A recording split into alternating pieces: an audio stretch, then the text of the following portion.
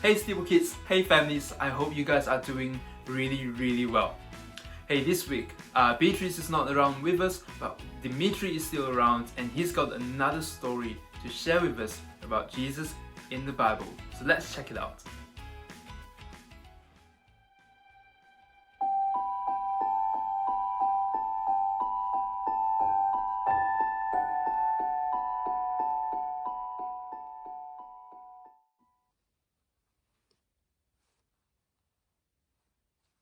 Oh, hi there. What a lovely day it is. I'm preparing to have a picnic with mom and dad and my grandmama. She's the best cook in the world. And she's bringing my favorite food, which is... You know what?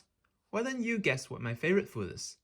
Do you think that my favorite food is a garden salad with cherry tomatoes? Or do you think it's fish and chips? Or do you think my favorite food is a double patty lamb burger? I'll give you some time to decide.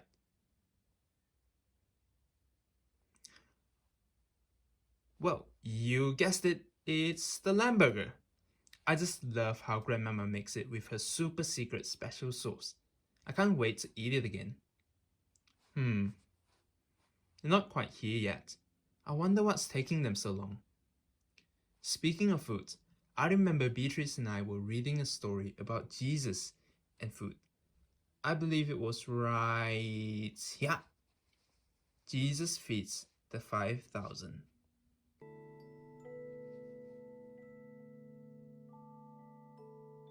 One time, Jesus and his disciples were sailing to a village nearby. When they arrived, a large crowd of people were gathering there waiting for him. They've heard of the amazing miracles Jesus did, and they came here to listen to him, to teach them about God's kingdom. Just as Jesus was about to start, they heard a growl coming from the crowd. Jesus pulled aside one of his disciples, Philip, and asked him, "Did you hear that, Philip?" "Yeah, these people must have come a long way to listen to you. I'm sure most of them are really hungry by now." "Well then, why don't you give them something to eat?" Philip was distraught. There were 5,000 men in the crowd, not including the women and the children. He didn't have enough food to feed them, or the money to buy them enough food. Searching around the crowd, Philip found a young boy who brought his lunch with him. He had 5 small loaves of bread and 2 pieces of fish. It was all that Philip could find, so he brought the boy in front of Jesus. I found this boy here who's happy to share his lunch. Maybe we can split each piece of bread 1,000 times?" "Well done, Philip. Have everyone sit down on the grass." Jesus took the bread and fish, and after giving thanks to God, he started giving them out to the people. But God multiplied the bread and fish so that everyone got to eat as much as they wanted. It was a miracle. At the end of the day, the disciples gathered the leftovers, and they have 12 baskets of leftover food. Everyone praised God for the miracle that he did that day.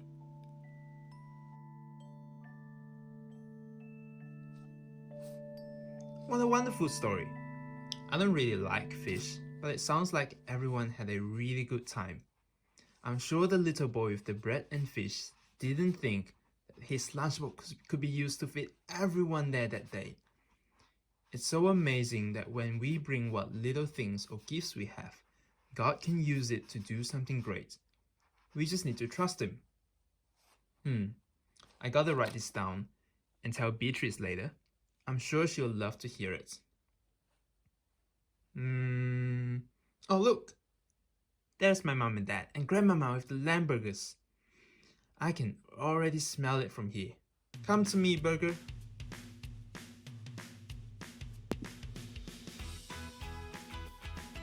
Well, there you go. What an amazing story. Jesus was able to feed 5,000 men, not including women and children, from just the 5 loaves of bread and 2 pieces of fish that the little boy had for his lunch. You know, that story reminds us that our God is a God who can do impossible things when we choose to trust him with the little things that we have. You know, there's a person in the Bible called Paul, and he wrote the words to say, "I can do all things because of Jesus Christ who gives me strength." Now Paul understood that even though he only had a little bit to give, he trusted that God is a big God and he can do impossible and amazing things when we choose to trust him with what little that we have. So parents, if you can think of a story of how in your life or in someone's lives around you when you have seen God do the impossible things when you've trusted him, why don't you share that story with your kids? Otherwise, talk about this as a family. What are the little things that we have that we can bring to God?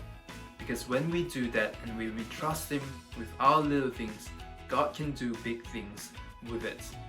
So have a conversation about that as a family. I hope you have a great week and I'll see you guys next time.